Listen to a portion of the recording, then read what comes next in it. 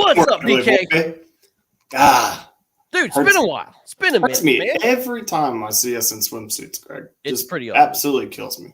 It's pretty ugly, man. What's going on, dude? Dude, happy to be back. This is like one of my favorite things I get to do during the week is do the show. And so last week, unfortunately, just had some closing deals, man. Had to go get some signatures. Gotta make the cash. Got to make the money, dude. Pushing P. Is that what the kids say? Yeah, push P. Right on, man. Right on. And Robert did a fantastic job filling in last week. Thank you, Mr. Brown.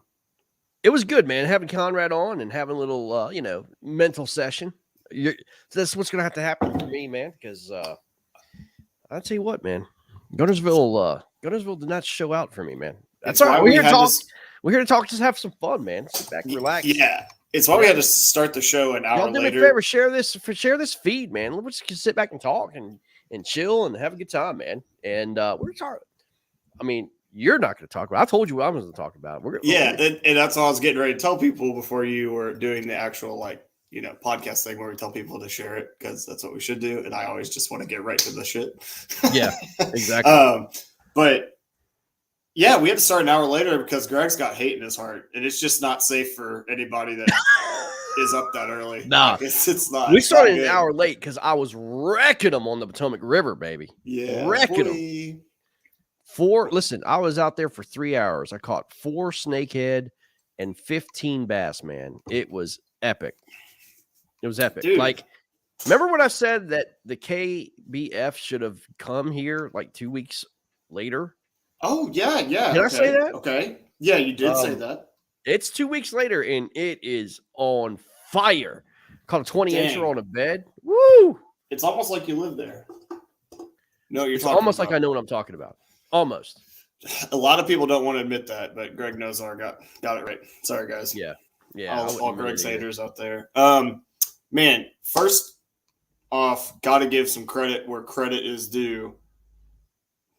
Eric Siddiqui, dude, good God, he's on fire.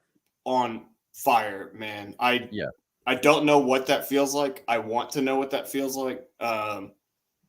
It's insane, and it's not been like a certain type of fishery he's doing it on, man. He's just doing it everywhere. I mean, yeah, dude. Man. I mean, look, he's always been good on Guntersville. He loves Guntersville.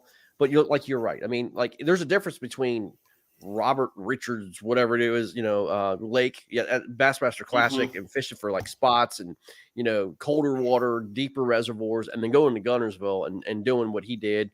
I mean, solid, man. Absolutely solid. Insane. I really can't get over it. I mean, he's always been good. I mean, that's never been, but just to see kind of like this string he's putting together right now. Yeah. And if you don't think confidence in fishing is a thing, it's a thing. It's the thing. It's a thing. I mean, I was talking to him today. And he said, obviously he won Saturday, and then turned around and kind of fished around the same area, but all of his fish were gone. Yeah. And on a whim on Sunday, dude, I mean, I think he fished like top 5 on Sunday, but all of his fish are gone. He had to go find a new area and still just busted them. I mean, yeah, dude, my hat's off to him, man. Dude, he's just fishing so great right now, man. And you got to give credit because Eric's one of those dudes that's like, he puts in the miles. He's fished big tournaments. And he's just stringing them together right now, man. Like, had to give him a shout, man. He's just, I'm just blown away by what he's done. I really am. Like, I know he's so good, and people are like, "Yeah, it's Eric Siddiqui. Of course, he's winning that." Like, that is so hard. No, it's hard. It's hard to do, man. I mean, like, I'll be honest with you. Like, I'm just using myself as an example. Your pre-fishing king found some nice big fish. I was there on Wednesday. First of all, let me just say this: I have traveled, and I've been able to be with my job, stay at some very, very nice places. Yep. Like 5-star hotels, be treated like king, right? Sure. Yeah. I stayed at this place called Sarah's House down in Guntersville. It's in Hollywood, Alabama. It's kind of on the north side. It is the north side. I've never stayed at a place like this ever as an Airbnb, hotel, what have you. It was spectacular. Dude, we were out there from Wednesday to Monday. The kitchen was like a mansion's kitchen. It was commercial grade. It was absolutely spectacular. They had 6 rooms. It was like apartments. Everybody had their own apartment. The bathroom and the showers were just like unreal. And the owner, I'm not saying he's going to do this for everybody, but the owner, we had 12 guys come over. The owner cooked us, like after our tournament on Saturday, on a smoker, cooked us ribs, chicken, baked potatoes. Dude. I mean, a king's spread. Wow. It was, I mean, dude, you're talking about going above and beyond what you had to do. It was insane. And I can't thank them enough. I mean, they treated us like royalty, man. I mean, it was amazing. The best place I've ever stayed ever. I mean, I'm not overhyping that. It was crazy. Dude, huge shout out, one, to the owner. Like, that's so generous and nice. But secondly, to yourself, because we talked about this, Greg, like, we talked about how, like, when we go to these tournaments, you have great fisheries, but the experience matters to a lot of anglers. And the fact, but like, you had to go find that Airbnb, you did the work. Yeah. And then you found an awesome place and the host. And so for the guys out there that you want that, look no further than your new travel. I'll be your travel agent, right? For a fee. Travel agent, I mean? Greg Dozar, man. Yeah. But you have to go like kind of search those little gems out, man. Mm-hmm. I assume that's probably not. And the pictures on the Airbnb, it didn't do it justice, man. It didn't. And when you get there, you're like, whoa, So anyway, I just want, and also the guys that I stayed with. I'm gonna give a shout out to John DeCenzo, Russ Kennedy, Bob Brisky, and such. And then some guys from Tennessee came down. Daniel, I think his name is Daniel Myers. I mean, we had such a great time together, and everybody was so. George Nemeth came down. It was like a bunch of misfits, but man, we all got along, had a great time, man. It was a great hangout, man. So that's awesome. It was a great deal, man. What's up, Adam Patron and Russ Kennedy, man? What's up? I guess y'all the only 2 people that wanted to say what's up. So yeah, absolutely, man. Well, thanks for hanging out, guys. Yeah, man, tonight, look, man, we're opening up some stuff, man. And first of all, let me say this, dude. We passed 70,000 views on our YouTube page on Mission Sports, man. And that's good because in a couple months. That's good because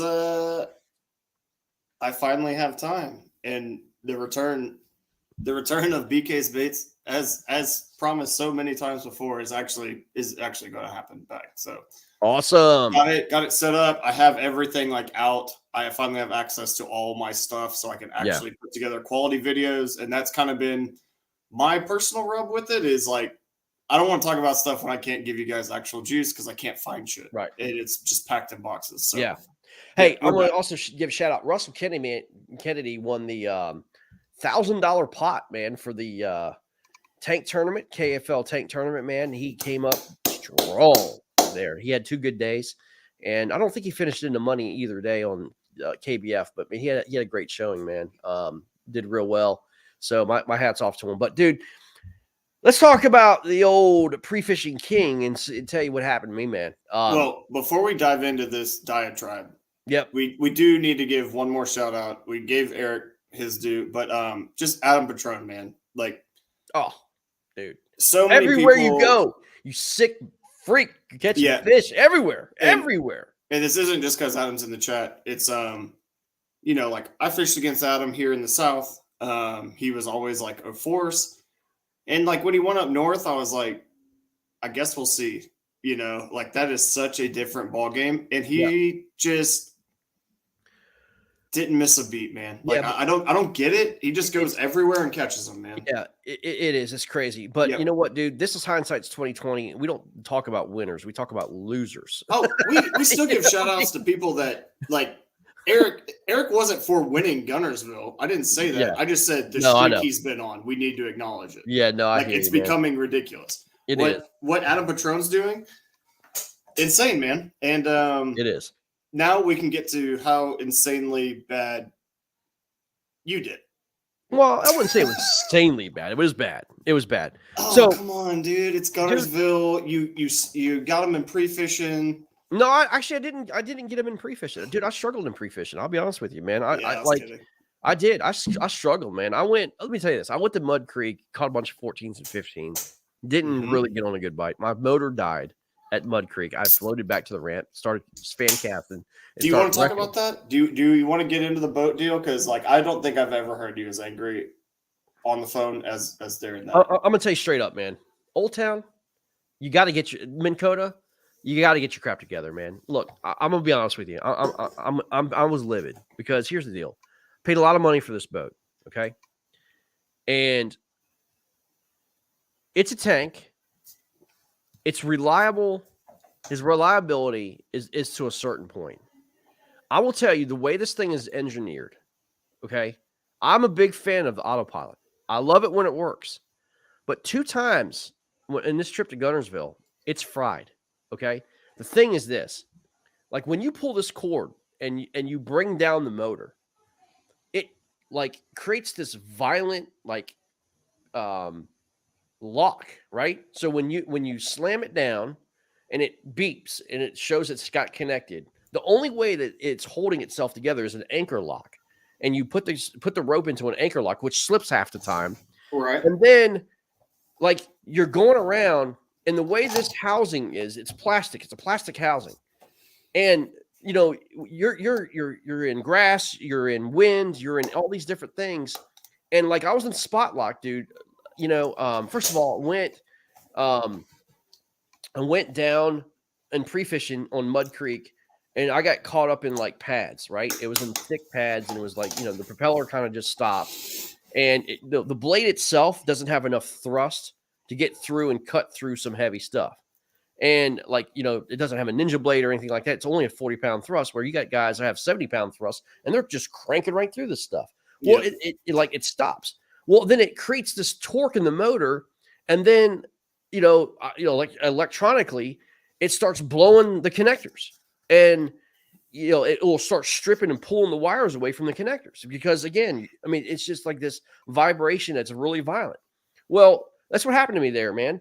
It was pulling the connectors apart and shorting out the motor, and I'm getting blown around 20-mile-an-hour winds. And the only thing I could do, dude, I was trying to get to this cove. I couldn't get to the cove because it was blowing so freaking hard against milfoil. So then I had to just ride the freaking way back to the ramp. And as I was riding the way back to the ramp, I found some fish, but this is pre-fishing, man. So I spent all evening instead of pre-fishing fixing the motor.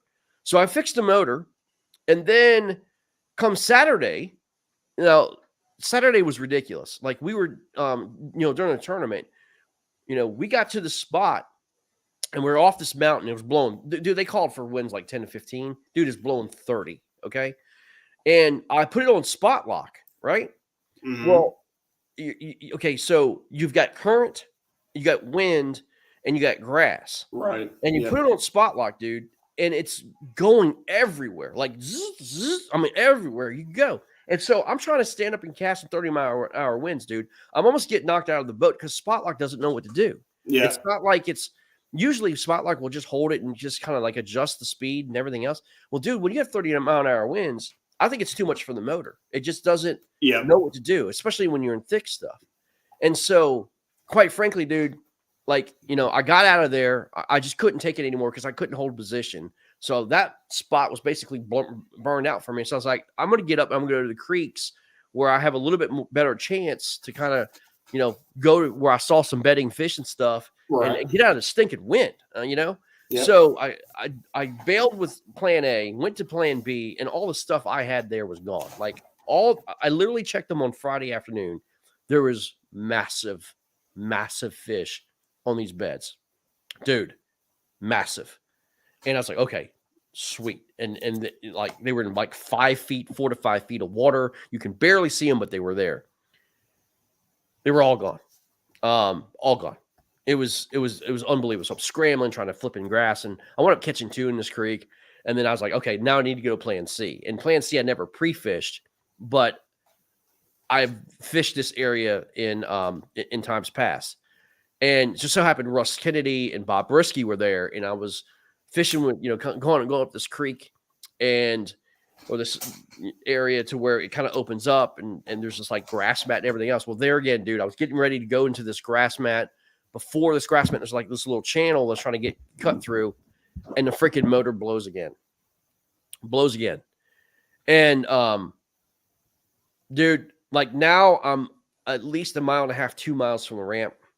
I'm getting blown in 15, 20 mile an hour winds. Yeah. I'm trying to paddle through the grass. I'm not getting anywhere. And dude, in the middle of the tournament, okay, my motor blows again. It blew another connector, a different connector in this motor. Your boy's not happy. Like, I didn't pay all this money for stuff to go like just blow like this, man. Like, I'm not happy. Like, you know what I mean? I get it. You know what I mean? Things happen. Technology breaks. That's twice in a couple days. And especially when you're in big wind like that, dude, it's a safety factor to me. You know what I mean? Like if I was in open water, let's say if I was in the Chesapeake Bay. Yeah. Okay. And I went out a couple of miles, 3-4 miles, and I'm fighting 3-footer waves, and your motor completely dies. You have no control over your boat. Dude, that's a safety thing, man. You know, you can't, and you say, well, that's what you have a paddle for. Dude, this boat's 120 pounds. Okay. With the motor and battery and everything else, it's probably closer to 200 pounds. And when you're trying to paddle, you know, it's just like, especially in a tournament situation, dude, there's only so much you can do. And so I went down the creek. I know I sound like a little bitch. I know I'm whining, but this is the God's honest truth. What happened? And like you said, I was absolutely furious at this point, right? And so, not to make any excuses, but I was like, screw it. I'm just gonna like take the wind, just go back to the ramp. Thank God the wind was blowing towards the ramp. And, you know, I just started hitting these little places and trying to fish my way back in. And I had 2 fish on the board, caught 17 3/4 off a point, and then went way back to the back of this creek. Just started fishing like stuff I could paddle through in this grass, and wound up pulling 2 more fish to get my confidence limit, you know, finished like what, 50th or something like that. Yeah. Ego limit. Ego, you know, so, ego yeah, limit. I mean, I'm not feeling great, man. You know what I mean? I mean, it just sucked, dude. And, you know, between the combination of technology breaking, the fish I saw on beds were gone, fighting boat traffic, and then you know, having your motor blow again, and then knowing the fact that you have to go back and fix your stinking motor again, dude, I was not happy, man. Day one, man, I was actually livid. Yeah, well, and, I bring it up because, like, there are so many people that talk to me about like, what kayak should I get? And I've always been a Hobie. I'm a Hobie homer. Flame me in the comments. I don't care. Like, I've been in that Hobie. I've had my drive break. I've had it happen. And I could still limp back on one fin, even with the busted drive, even when it wasn't like catching the gears. I could still hold the rudder and it would still propel me forward. Yep. And when Greg bought that boat, I was like, what happens if the motor fries? Can you pull it and set it down the boat and put in a pedal drive? No. And Greg was like, no. And I was like, why? Like, that has to be a feature on that boat. Like, it has to be, man. And, like, I'm sure Old Town's working on that. I don't think so, man. I mean, look, they have all that stuff, which has a pedal drive, but they should be able to interact, and maybe they do. I don't know about it. You should be able to interact a pedal drive with the motor, like you're talking about. Pull the motor out, put it in the back, put the pedal drive in if it breaks, and that way you're continuing on. But dude, I mean, I'll be honest with you, man. I'm just giving you the real truth, man. I'm not happy, and you know, I hope they get a hold of this because, dude, that put me in a real bad predicament, man. I love it when it works, dude. I love the boat. It's a great boat. It's a great kayak. Dude, it's the best, like big water boat I've ever been in. You know, it takes a pounding, it takes waves real well. I love spot lock. I mean, dude, spot lock technology, incredible. But my main concerns about it is the lack of thrust, right? Spot lock doesn't work when it's real windy.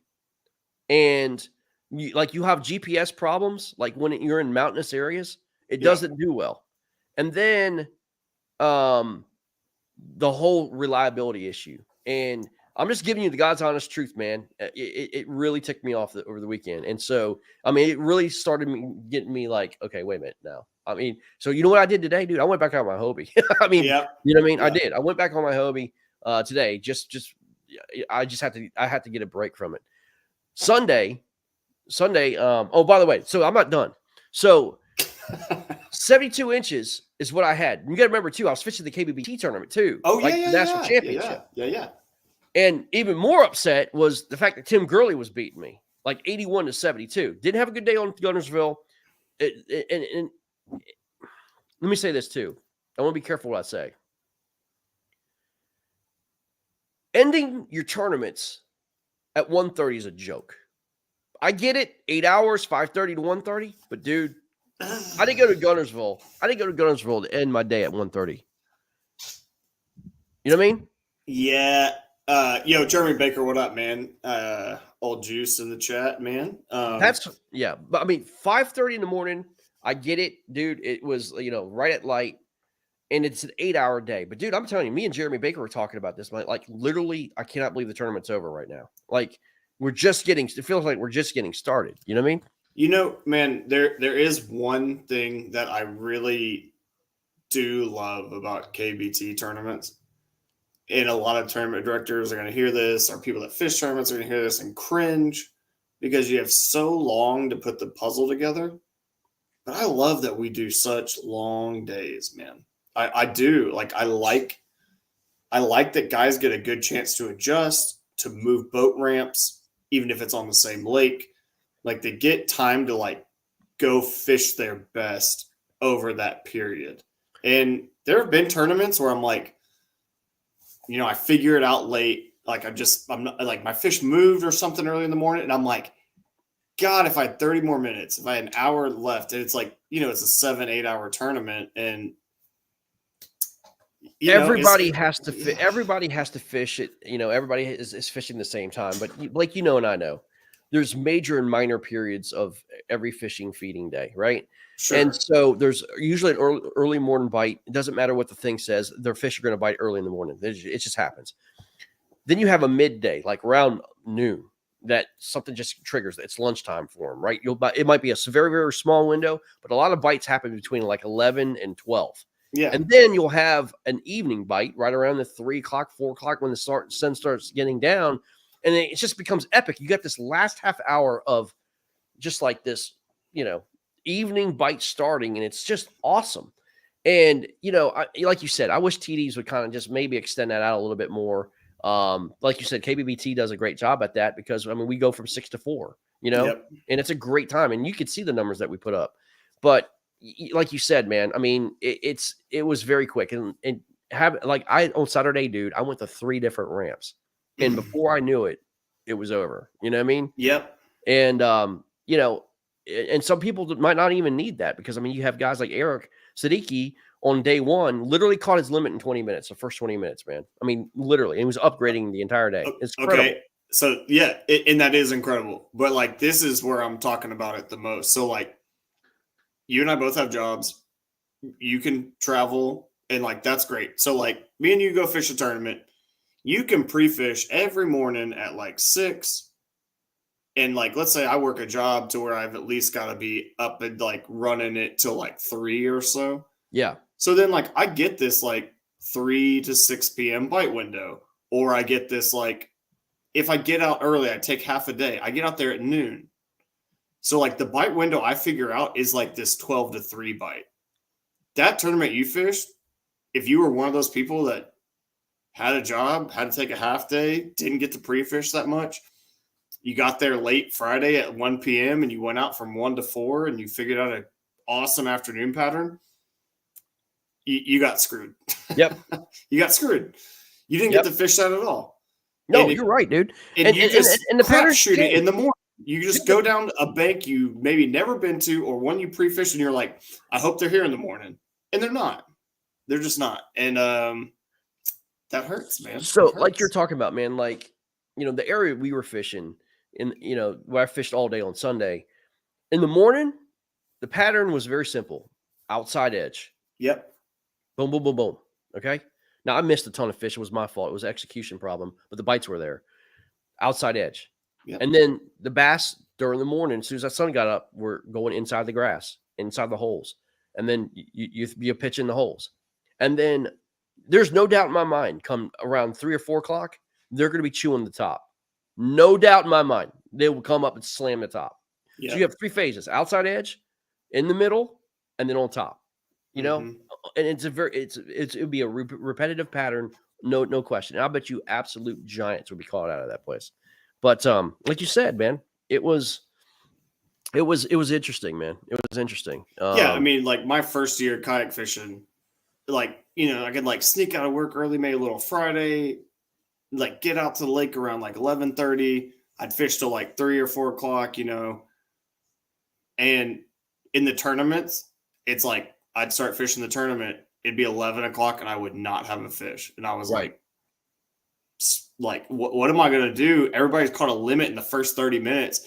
And then from like 1 to 2 o'clock, I would like just grind out a limit, and the tournament ends at like 2:30. And it was like, damn, like my fish were just getting going. That's it. I know. And then like I had to stop doing that. Like I had to start practicing. Like I'd have to take the whole day off Friday so I could get out there at like 5 a.m. and be like, oh, they're doing this in the morning. I get it, man. Yeah. And, you know, I mean, it's more of an admin thing. You got people that you got to pay. It's 8 hours. I mean, you know, it's a normal work day for a lot of people. I get it, man. But man, that was just like, wow, 1:30. Wow. But anyway, that's neither here nor there. So Saturday, get off the water, 1:30, and I had to run. Like we had to go like to a different lake because I couldn't fish Guntersville during the KBBT event because obviously I would have been DQ'd if I fished Guntersville again, right? Right. So we went to another lake that's near Guntersville. Never heard of it. Never fished it. Just put my kayak in it, and off I went. And just no motor, right? No motor. Paddling. Yeah, paddling. Yeah, no motor. Saturday. I mean, hauling this Old Town 110-pound beast, you know, down this gigantic mountain, and then, you know, put it in the water and paddling across the lake. It's about 200-acre lake. And I'm like, no chance I'm fishing anywhere near this ramp. So I'm like, I'm going to go find some stuff I try to like. So I'm paddling, fishing, and the wind's blowing. Nightmare, right? Trying to tuck in these coves, not catching anything. And I'm an hour in, I have no fish. I'm like, there ain't no freaking bass here. And so I started flipping and I found this pattern real quick. I come around this point and found this like lay down. And I skipped a rage bug in it, let it flutter down. And all of a sudden, thunk, zzz, like that way, right? And I'm like, oh my gosh, you know, and wound up being a 20-incher. But dude, this thing had shoulders. Like it was a tank 20-incher. Yeah. I was like, oh my gosh. So upgraded there. And I went from like Tim had 81 inches and now I had like from 72 to 78 inches. And I needed 3 more inches. Right. And all I needed was like a 17-inch fish. Well, wound up catching an 18 and a 17 and a half. And I wound up beating Tim at the last like 7 minutes to go or 10 minutes to go, man. I'm like, oh my God, I just pulled out this day, Elite 8. Oh my God, I'm going to Elite 8, man. Freaking unbelievable, you know? And I'm like, man, I just caught a 20, a 17, and an 18 in like 15 minutes. This place is amazing. And I'm like, oh my gosh, this place is amazing. And then Dwayne Dwyer was fishing in front of me. He catches a 20 and a half the same time I caught my 20. I'm like, this place is loaded. Yeah. And it's a special place, dude. And I was like, all right, fine. So I had my plan for Sunday, fish the Guntersville tournament, and then run to see what Derek Brundle did. I had to take on the GOAT himself, Derek Brundle, in the Elite 8. And, of course, my day started off terribly at Guntersville. Won't get into it. No, I didn't have any technology problems, none of that stuff. I mean, it was just a bad day. Completely missed a lot of fish. I jumped off a 20, a 21, and then my first fish on the day, which was second cast in, brought him in the boat, and it was 5:30 in the morning. Brought him in the boat and tried to take a picture, and it was in night mode. My camera was in night mode, and it wouldn't focus in on the tag, and it was like blurry and all this other stuff. So I'm trying to take another picture, and it just wouldn't get off night mode. So I'm trying to mess around with it. Of course, you know, as I'm messing around with it, fish falls off the board, and I'm like, okay, I hope this fish don't cost me. And it did. Greg, that was a long, drawn-out process to say you sucked. I sucked. 100%. I Conrad Benetti this day. Completely. I did put a fish on the board, but I Conrad Benetti this day. It was horrible. And so I had 61 inches at the end of the day I was flustered. And I'm like, dude, I don't have any fish here. That's either going to be top 10 or win. I'm out. Like, I'm done. Like, I'm done after this weekend in Guntersville. I'm done. I got my stuff about an hour early, went to this other lake, which dude, it's better than Guntersville. I'm going to be honest with you. Guntersville is amazing. Doesn't hold a candle to this lake. I mean, this place is ridiculous. Went in there, and I was down 33 inches to Derek, right? Derek's, off the water. He had to do something or whatever. And, dude, I got on that lake with a motor, was able to get around that place. And the first 15 minutes, I get to this cove. I pitch in there. And the key to this area, and I found it, is you got to find grass and you got to find wood. And when the grass meets the wood, it creates a little V. If you pitch right in that little V, the giants are there. It's just every single time. So anyway, I threw in there, boom, 18. Throw in the grass patch right next to it, 17 3/4. So now things are happening, right? Yep. Catch a bunch of 16s, 15s. And I'm talking to Robert Brown on the phone. And I'm like, Robert, I'm trying to, upgrade. I'm here. I am now. I've at 84 inches and it's 94. I'm only 10 inches away, dude. And he's like, oh man, come on. And I'm catching 15s, 12s, 13s. I'm like, dude, I got to go. You're bad luck. So I get him off the phone. Second cast after I get off the phone with him, I flip into this area and dude, boom, 22, dude, 22 and a half. This fish was one of the hardest fighting bass I've ever felt in my life. It was a tank. It was a tank. Absolute tank. So anyway, caught it. Now I'm 3 inches away, 3.5 inches away. I'm messaging Brundle, dude, I'm coming for you. Like, let's go. Yeah. It's going to get on. I'm coming for you, dude. Getting on that ass, boy. Me and you were talking on the phone the entire time, dude. I tried like mad. I had 15 minutes to go then, and I just couldn't get the upgrade. But, dude, it was fun, man. I'll say this. The trip as a whole was fun. Other than the operational nightmares and, the things breaking and stuff like that. But, dude, I had a great time. I didn't cash a single check. I didn't make any money. But, dude, it was a blast. And I'd do it again. Even with the troubles, I'd do it all over again, man. It was so much fun. Greg, let me ask something. We're actually going to talk a little fishing here. I know people that watch this show might not watch it for fishing stuff, but that's what we're doing. Yep. Because there are a lot of guys I see fish tournaments, and they catch like a 21, 22, and they still catch shit the rest of the tournament. When you're on a grass lake in particular, in your opinion, you cannot choose a wacky rig Senko. What are you going to like fill your limit, man? Dude, I mean, you fished all over the place. 100% chatterbait. Really, man? Yeah, dude. If I'm on a grass lake, man, look, I'm bringing that. Well, I would say chatterbait, but I found out something a little bit different now. Okay. And I learned something this weekend, dude. And I'm gonna add this to my arsenal. Okay. A speed worm. Speed worm. Okay. Yep. I know that's a huge Florida thing. I know it works well. It's not just a Florida thing, dude. I saw it magic work on a speed worm all weekend long, man. Okay. I was never a big speed worm guy, dude. Speed worm smoked him down there, dude, on grass. So I would say chatterbait and a speed worm, dude. And some guys will say swim jig or something like that. But dude, like other than a Senko, I mean, I think a chatterbait is the way to go. If I'm talking about filling a limit on a grass lake and I can't throw a wacky rig Senko, I'm throwing a finesse underspin. What you see right there, right? Yeah. Or a drop shot. Those are my, if it's grass, if it's a full grass lake and I can't throw the Senko, those are the two ways I'm trying to fill the limit. Yeah. If just your frog's not working, your swim jig's not working, your chatterbait's not working, you caught two bigs early and you have to like slow down or finesse them. Like that's what I'm going. What about if it's hard bottom? I'm going drop shot or shaky head. Shaky head, same. Mm-hmm. I'm shaky head all day. It's not close. Yeah, exactly. I'm going drop shot or shaky head for sure. I mean, obviously it depends where the fish are positioned. And believe you me, dude, it matters. Like when you do a drop shot, that 12 inches, that leader matters. Like Either they're on the bottom or they're just hanging off the bottom. Yep. And that does matter, man. So yeah, I mean, I'm doing shaky head all day long. Yeah. If it's like hard timber or, you know, rock, it's just shaky head, man. Like I mean, on fork that saved me, like shaky head, throwing it down those roots, just crawling it. I mean, a tiny little worm on that shaky head. And like that saved me on that tournament, man. But like if it's hard bottom, I'm shaky head.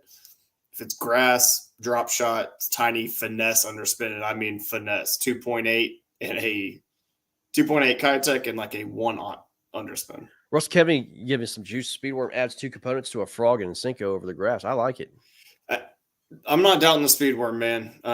I see what it does on Dude, grass. It's unbelievable. It's just not in my arsenal, man. And I mean, that's the thing. That's why I asked Greg about it, man, because like, I have so much confidence. If I drag that shaky head over riprap, I'm getting bit. Like when yeah. Well, needless to say, congratulations to all the winners. But I'm gonna bring this up. Yep. Here we go. I know what's. I don't care. I'm bringing this up. We all know info is passed around these tournaments. Okay. We all know that. A lot of these anglers, really good anglers, the game is to get as much info as possible. But dude, I'm gonna be honest with you, man. It's getting to the point to where we need to start defining lines of how the info is obtained. And there's nothing wrong with calling your buddies, and there's nothing wrong with kind of getting fishing reports, and there's nothing wrong with trying to, you know, talking to other people. That's what makes fishing great. Hey, what did you catch over here? What did you catch over? Hey, I heard this, or you know, it's always on the angler's responsibility to go out and check, you know, what you've been told, and that's great. But dude, I'm gonna tell you something, man. When people are paying for information or paying for waypoints, literally from pros, there's a problem. Yeah. There's a problem, dude. And that's going on. And I know dude, it's been going on. And I'm not going to say names or anything like that, but dude, there's some chatter going on that there's fishermen paying pros or guides for waypoints in these tournaments, dude. I'm talking about all 3 of the big tournaments. Yep. Okay, where do we stop? Like, and how do we get rid of this problem? Like, how can you prove it? You can't, unless you know you have physical proof. But dude, like, info gathering is part of the deal, but paying for waypoints, I'm gonna be honest with you, man. Dude, here's the deal. Like if people who sign up for these tournaments continue to find out that the deck is stacked that way against them, I don't know, man. But dude, what's your thoughts on this, man? Yeah. So, look, this is not unique to kayak fishing, right? It's not unique to fishing, period. Yeah. Well, I mean, people said Jacob Wheeler did it. People said Kevin Van Dam did it. Well, it's been proven that Jacob's been doing it. Yeah. Well, he's been fined. Yeah. And I'm just saying that, like, what is it? Like, is it just a fine? Is it a perma ban? Is it you can't fish the tournament if they find out? Is it you forfeit your winnings? But is it really in the rules? I don't think so. I don't think so. There are certain things about taking a guide, but not about waypoints that I know of. What do I think about it? I think it feels really good to beat those guys. Not that I do it that often. But man, it's a weird thing for me personally, because I take a lot of pride in that when I go out and fish a lake that, like, I figured them out, or, you know, me and my buddies fishing together, like, I figure something out, I give them a little juice, they figure something out, they give me a little juice, and then, like, that's kind of how it works. It's so weird to maybe I just have a gigantic ego and I can't deal with it. But like, I could not pay somebody to be like, "Hey, can I have your waypoints?" Like, I couldn't do it, man. I just could not do it. So the rules state, like, here's the deal: you can't get guided trips like 30 days prior to the tournament. Okay, and that's literally taking a paid guide to go fish the lake, and that's standard, right? No problem. But I don't think there's anything that says it defines like if you take a lie detector test, they'll tell you, did you receive any outside information prior to this tournament? Dude, everybody does. I mean, everybody does. Yeah. But it's one of those things. It's kind of like when you like we've been talking about, dude. These major trails have been following these pros and Santee Cooper and all these other places. And if these guys are calling these pros after the tournament's over, asking for their waypoints, that they've done the work for, and they're getting compensated. First of all, shame on the pro for even accepting that, okay, and giving the waypoints away. But that's pretty ballsy as far as I'm concerned, as an angler asking a pro for their waypoints to go out and win kayak tournaments, man. Is it really worth that, man? I mean, I don't know, dude. Like I said, for me, no, but I think I just have a gigantic ego. Like my psyche would not. I wouldn't even feel like that's a win. I mean, to me, anyways. I don't know, man. Like I hate that that's even a thing we have to talk about, but people are doing it. You said I sound like sour grapes. No, I mean, dude, I'm just telling you, I don't want to sound like sour grapes. It's really not, man. I mean, but let's just, I mean, we constantly, I'm hearing this from a lot of different people, you know what I mean? But I know for a fact there's a pro that recently won a tournament, a big tournament, and an angler called that pro and said, "Hey, man, what's it going to take to get your waypoints? How much does it cost?" And the kind of angler was kind of take it back, or the pros kind of take it back, like, "Well, isn't that against your rules?" He's like, No, man, we do this all the time." And then, basically it's like, "Hey, man, my reputation's, better than, trying to have you win, bro. Like, I'm not going to give you my waypoints, Yeah, I just think that's disgusting. I mean, that's all I can say about it, man. I mean, plain cut dry. Sorry, that's not a deep take, and I don't have much else to say about it, but like, that's disgusting. Like, I hate that. I don't think that should be allowed. Yeah. Like, yeah. It just, sorry, again, like, I cannot imagine myself, a kayak angler, approaching like Kevin Van Dam and being like, "Hey, man, can I have your waypoints, man? Just get a couple of your waypoints. I'll pay you $300-$400 for them." Like, I don't know, man. Like, that just, I couldn't even feel good about it. Like, that's just all I can say about it, man. Like, yeah. I couldn't. But no, it shouldn't be allowed. I mean, that's disgusting. Yeah. No, I mean, trust me, it should be allowed. But the thing is, like, what do you do? Like, it's like, like, what do you do to control it? You know what I mean? Like, it's like all these anglers communicating on the water while the tournament's going on, and they're all like, like, I don't have a problem calling an angler and talking to them and all that stuff. You know what I mean? I just don't have a problem. Like BK, me and you talk on the water like all the time. But like, how? It's like Jeremy said, how do you police it? You can't. It's almost impossible, right? I mean, there's lie detector tests and all these other things, but dude, these lie detector tests are. I mean, what's the point if you have people failing lie detector tests and you don't do anything about it? Then what's the point of having lie detector tests? Look, man, there's a lot of stuff in kayak fishing and fishing in general I don't get. I'm not going to let the small percentage of people doing that, I guess, like, ruin my experience. And that's just how I am about it. Like, me and you were talking about it, and that's fine, but like, we can't police it, man. I mean, all we can do is go out and fish, and like, again, that's why I'm very proud of what Eric's doing. Look, man, here's the deal: you could have one or two attitudes about any of all this, right?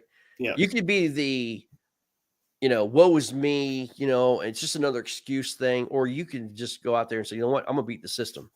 Yep. All odds are against me. I'm going to go out there and whip their tail no matter what. I don't care. You know what I mean? And I think the majority of these anglers are like, you know what, screw them all. I'm just going to do my thing. And if I'm on them, I'm on them. And it does make that victory against, the people who are doing this so much sweeter.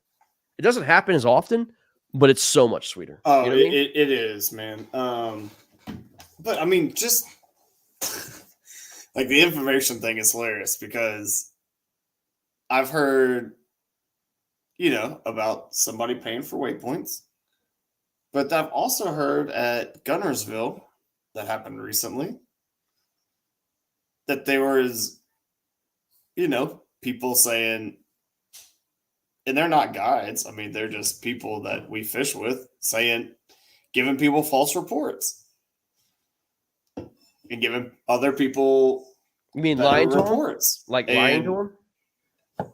Well, yeah. I mean, basically, Yeah. I mean, and it's the angler's fault for not going and checking it. Sure. But like the whole information thing is a game. So like when you choose to play that game, Conrad, like that's the price you pay. Like if you don't go find your own stuff, go find yourself or verify it yourself. It's on verify it yourself. It's always on the angler. It's always on the angler, right? You can't take a report for heart. Like you can't take what people say, either good or bad or indifferent. Whether hey man, this area doesn't have any fish, don't worry about coming here, and you don't go fish it by checking your gut, or hey man, this area's on fire. This is what you need to do, and then winds up turning into a turd bag. You know what I mean? Like it happens both times. Yeah, and no two people fish the same. Like I want to be real clear about that for anybody that's like taking information. Like Russ Kenny's sitting there talking about a speed worm, and he might go through an area and be like, "Poof, that's fire." And I go through and I punch it or flip it because like that's what I'm more comfortable with, and I'm like, that area is dog shit. Yeah. I mean, and that's just facts. I mean, Brian Howell and I have gone out fishing on a grass lake, and I sat there and caught him on a chatterbait. And he's the chatterbait god, and he couldn't catch him on a chatterbait. Yeah. And he smashed him on a lipless, and I couldn't get bit on a lipless. Like, you can't just... It happens all the time, dude. I watched Matt Vogt catch 88 inches literally in front of me. Yep. And I'm throwing the same chatterbait, the same worm, the same everything. He smoked him, dude. Yep. I mean, smoked him. And I struggled. I mean, it happens. You know what I mean? It just happens that way. It's crazy. Yeah, but I mean, at the end of the day, if you're taking information from somebody else, you can't blame them. Like, it's your fault. No. It's your fault. Yeah, you're right. And you're exactly right. And that I'm totally fine with. Like, I have no issue with guys calling somebody and being like, "Hey, man, did you fish this area?" And they're like, "Oh, yeah, dude, it's so good. Like, come over here and fish with me or go fish it." I don't care about that. I don't care about any of that. What I really care about is people paying for any advantage. Like, I'm not okay with that. Like, that's it's just not, it's not even competitive at that point. Like, we're not a pay to win system. And like, yeah, you still got to go catch them, but like that's bordering on pay to win. Yeah. Yeah. And I hate that. That's not what fishing is about. I hate it, man. I don't know, man. I mean, the stories I've been hearing here is the last couple of weeks, man. It's just, it's frustrating, man, because like there's a lot of people that are trying to do this and not only have fun at it, but put a lot of time and investment in this thing. And dude, when you get people doing that and it's unpoliced, it's it brings a little sour taste in my mouth. You know what I mean? Yeah, Leo's so upset about it. He's in there just barking up a storm. Yeah. Yeah. But I mean, there's a like, it's such a weird line. I mean, we've touched on this, like how it's like police, not police. But for me, I just don't get how it feels good to those people. And like, that's, I know I keep saying that, but like, that's all I can say about it, man. Like, I just don't get how that feels good. Yeah. I wish there was a way to get out of the sport. I don't know how we do that. I don't have the solution. But for all the guys out there that are just going out and grinding, like, and doing what your own thing, like, God, that feels good. Well, let me tell you something, God, man. it feels so good.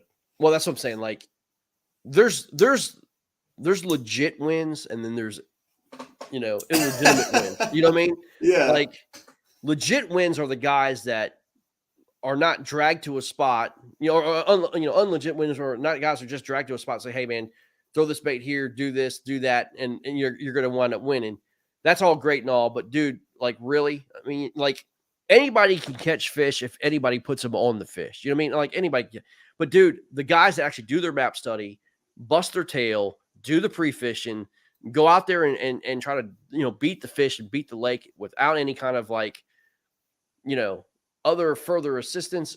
That's who I want to tip my hat to. You know what I mean? Like, those are the guys that, I think that break down the lake themselves, don't listen to any other chatter or whatever, and they just do it. Man, that to me is impressive. You know what I mean?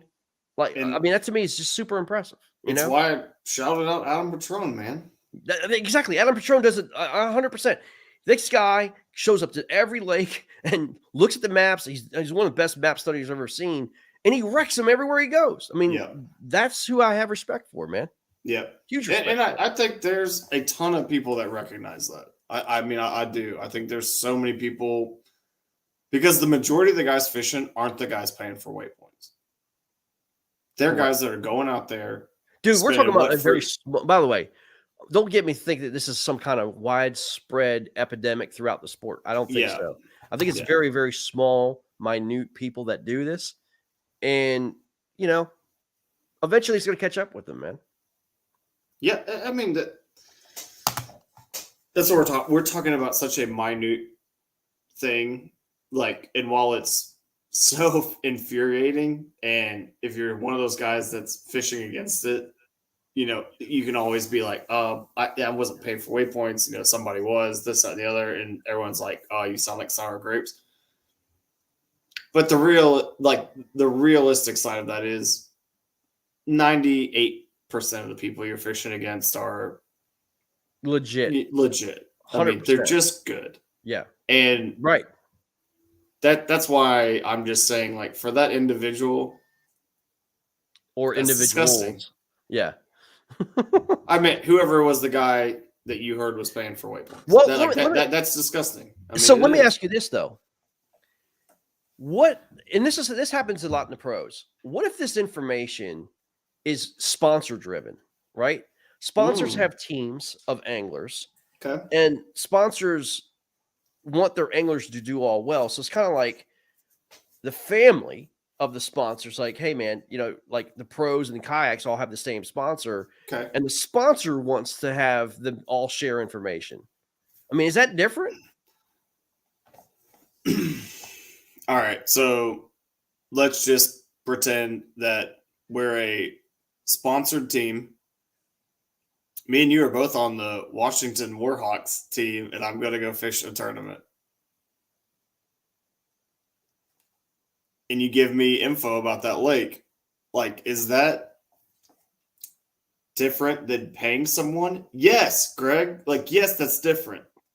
Yeah. Yes, that's different. When you have a working partnership with someone or people on your team or information, that is way different than paying for it. Correct. Well, what I'm saying is, like, what I'm saying, like, okay, so I'm talking about individual, like,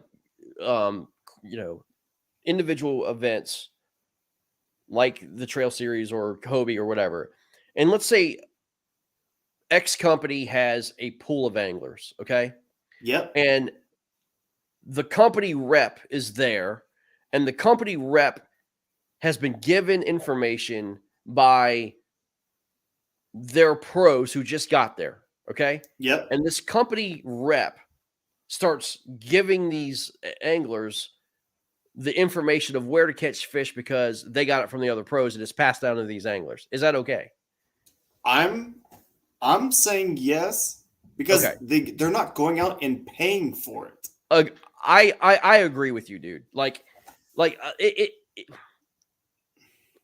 People are saying no because it's the rep isn't competing. I mean, I understand, but dude, That's so different from walking to a bait shop and say, "Hey, man, where the fish are biting." You know what I mean? That is. Sorry, the rep isn't competing thing is not a good argument. If you pass by anybody on the water and you say, "Hey, you catching them today?" You're acquiring information from someone that's not competing. Yes. If you say, "Hey, y'all having a good day," and they go, "Oh, we're catching them," you just took information from someone that's not competing. Correct. Sorry, guys. That's how it is. And I think that's too harsh. But when you pay for information, that's the line for me. Yeah. Everything else is hearsay. But if you are paying someone for waypoints or to take you out or to show you something, that's where I draw the line. Yeah. Yeah. And that's just my opinion. I mean, y'all disagree if you want, but like I said, I think there's a major difference. I think there's a major difference of, like information that you've been given, or like you said, you have buddies that are going across the lake, and one guy's going over here and the other guy's going over here, and you're fishing together or whatever. I mean, look, that's all said and done. It happens all the time, man. I mean, and that's part of the game. Like we were told, there's team fishing. There's been team fishing since day one, dude. Yeah. I mean, there's groups of people that all kind of fish together, and they're all buds, and they'll share what they're doing over here, there, and everywhere. And that's fine, man. I mean, again, it's nature, dude. At the end of the day, the fish still have to be there. You still have to catch them. You know what I mean? Like, you get all that information if you want. If you don't execute, you don't catch the fish, dude, you ain't going to do too well. You know what I mean? You still got to know what you're doing. And for all these people saying, like, no, like, you don't ask anybody, not one of your friends, nothing. Greg called me at Guntersville when he was practicing, and I was like, "Oh, did you try this bait? Did you try this bait?" I wasn't competing. Do you think Greg cheated? Right. In practice. Like, I mean, that's the same thing. I mean, if you feel like Greg calling me and asking, like, "Man, dude, they've been kind of tough. Like, should I try this? Like, I heard people were catching them on this. Should I do that?" And me being like, "I have no idea. I've not fished Guntersville. Sorry, Greg."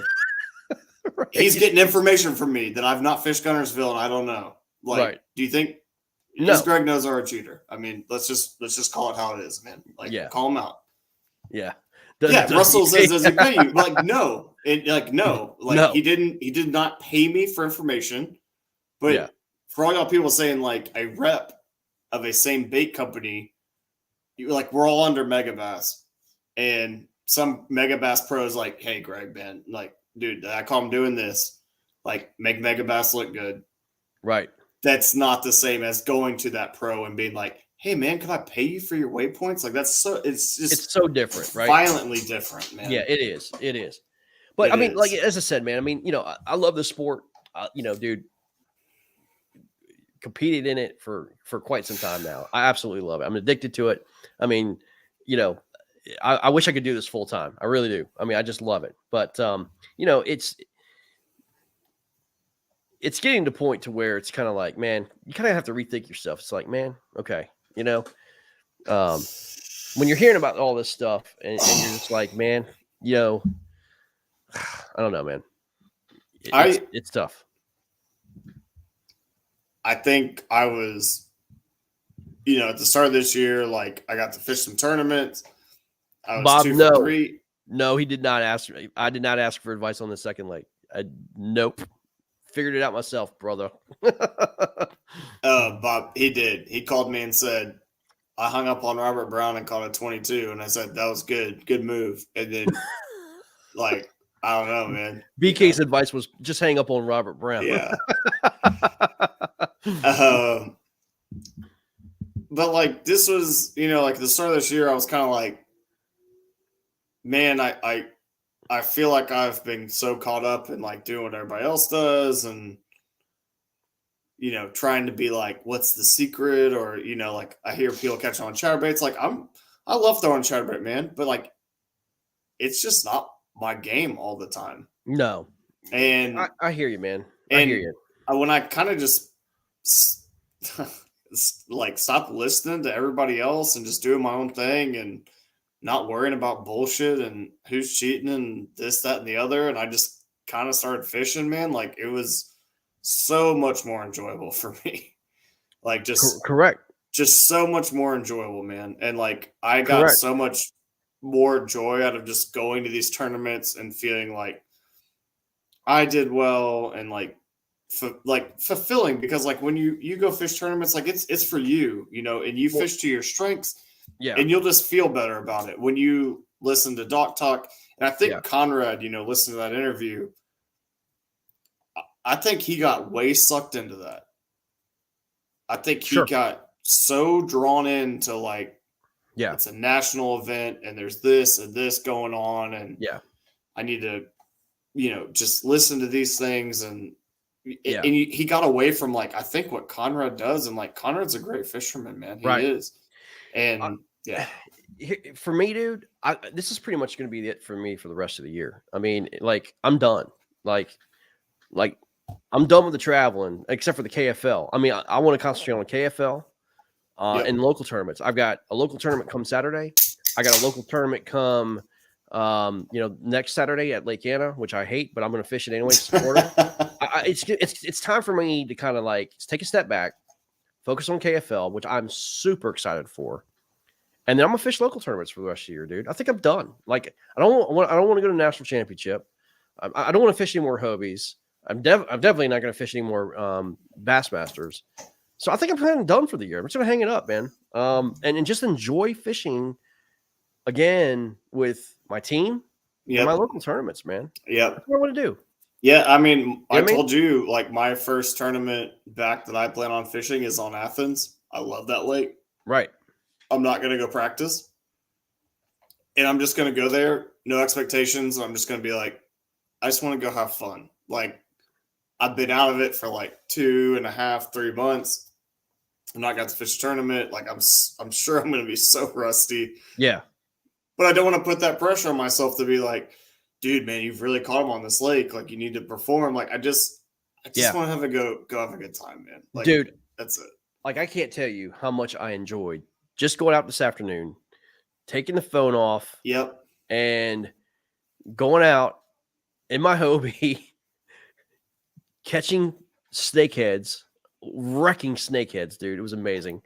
Coming around, catching bass after bass after bass, and then getting into a hole, caught 6 of them together. Dude, it was so fun. Like after this weekend I've had and just like, all the stress and, kind of, getting everything organized and then going out there and crapping myself and, at Guntersville and not being able to win into the Final Four and KBBT and all this other stuff. It's kind of like, I just want to enjoy it, man. Just go out there and just have fun and just catch fish. It was so great, man.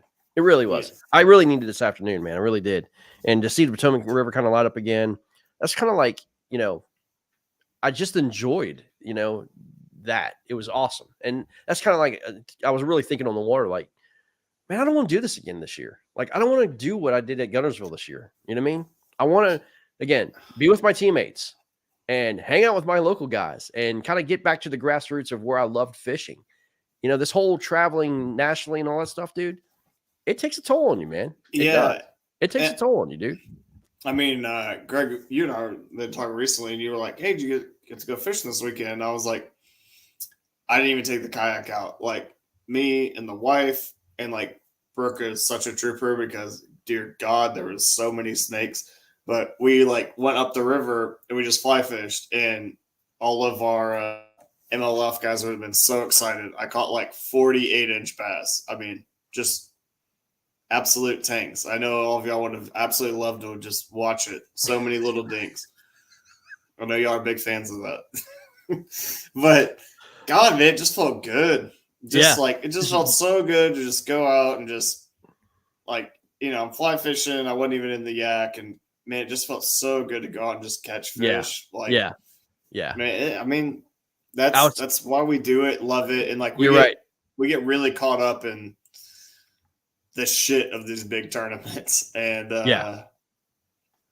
man, like go fishing. Like somebody said it best, fishing your strengths and doing your own things is the real juice. Ryan, that's facts. 100%. That's facts. That is so facts. Yep, 100%, man. But again, I love tournament fishing. I can't wait to go I'm going up to Connecticut the 15th. Get to go film with Three Bells.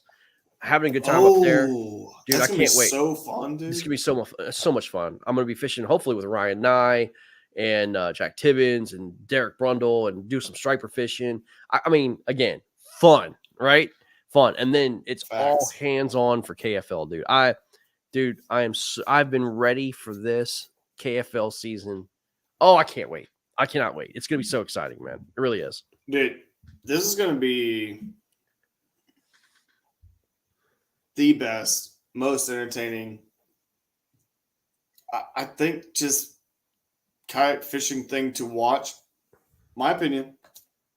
Yeah. But like just the teams that have been constructed, like Delaware Doom getting broadcasting on local channels. Like, what is up? Like Delaware Doom, big shout out. Dude, that's they've amazing. got it going on, man. It's amazing. We're getting ready to do some like promos and really start kind of hammering down, because literally we're a month and 3 days away. From the debut of season 2 of KFL. And I'm so psyched up for it, man. I mean, I am. I can't wait to get up to Connecticut, go see Three Bells, go see Lauren, hang out with them, and get commercial shooting and all that stuff, and just get to see the Northeast. Dude, I have not been up the Northeast and fished like in forever. Yeah. So it's gonna be great, man. But you know what? As I said, man, the old individual thing, I'm kind of wrapping up, man. And again, just kind of support my local guys here, man. Yep. And get back to the old grassroots, man. It'll be fun. Dude, fishing local tournaments is great, man. I love it. Yeah, in like 2 or 3 seasons of KFL, I'm gonna be Adam Schefter of the KFL. I'll have like my bookshelf behind me. I'll be like, I heard the Tennessee Shiners were gonna trade this person for this, and it's a big contract deal. And get ready, there's gonna be a major announcement with all that stuff. Trust me. I can't wait, man. Dude, it's gonna shock you. can't wait, man. A little off topic here for fishing, but man, what'd you think of the draft? NFL football? Draft. Yeah. Okay, so just a little bit. Yeah, we'll talk a little bit of football. Just a little bit. I was not shocked that only one quarterback was chosen in the first 3 rounds, basically. The quarterback 2.5 rounds. Class was trash. Let's just call it what it is. It was awful, right? Everybody kept on pumping up Malik Willis. I think he's a good fit for Tennessee. I didn't think he was a good fit for Pittsburgh. No. And, like the whole Russell Wilson theory, it's only select few can do that. I don't think he's going to have enough, stature to be able to do it. They're comping him to Michael Vick. No chance. No shot. No shot, right?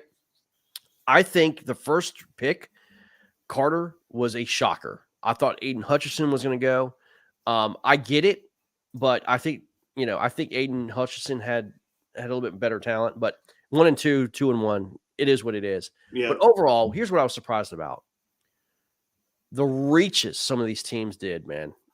Like picking guards in the first round, interior linemen, guards, and centers should not be first round draft picks. Those are for your tackles, your skill sets, your quarterbacks. Maybe, in defensive ends and stuff. Interior linemen are dime a dozen, dude. Like, you can pick that up with free agency. You can pick that up in the later rounds in the draft. These guys, like the Cowboys and all these other people, picking up freaking guards, and all. I mean, it was, I think, 8 guards went in the first round. Yeah, it was. What? It was the weirdest draft I've ever watched. Like, I couldn't get over the picks, and some of it felt like reaching. And I tried to be like, a lot of these teams now have really bad offensive lines, like just based on like sack numbers they give up. Yeah. But it's also just that 3-4 position, the outside linebacker defensive end position has changed so much in the NFL based on what it used to be. Like, these guys are so fast and strong now that, like Patrick Mahomes lost the Super Bowl because his line was terrible. Yeah, the Bucks just shredded them. Yeah. Well, look what Joe Burrow lost the Super Bowl just last year because his offensive line literally fell apart. I know. And Aaron Donald smoked these linemen, the last, And I feel like it is a knee-jerk reaction across the league to draft so many guards so that their tackles have these true 1v1s with all these elite pass rushers now. Like it's just I feel like it is just a knee-jerk reaction where they were like, we have to strengthen our interior line so that our tackles can just take these guys on heads up because the league has changed. Like so it's crazy. It's funny. I mean, like these wide receivers and like this momentum of getting all the wide receivers like off the board was incredible to me. I mean, there was really good talent in wide receivers this year. I get it. There was, yeah. But there's a lot of stretches I thought, like, first of all, Chris Olave being a top 5 pick is mind-blowing. Okay. A stretch, a reach. To the Saints. The Saints traded up to get Chris Olave. I mean, I think it was the 8th. I'm sorry. I think it was 8th.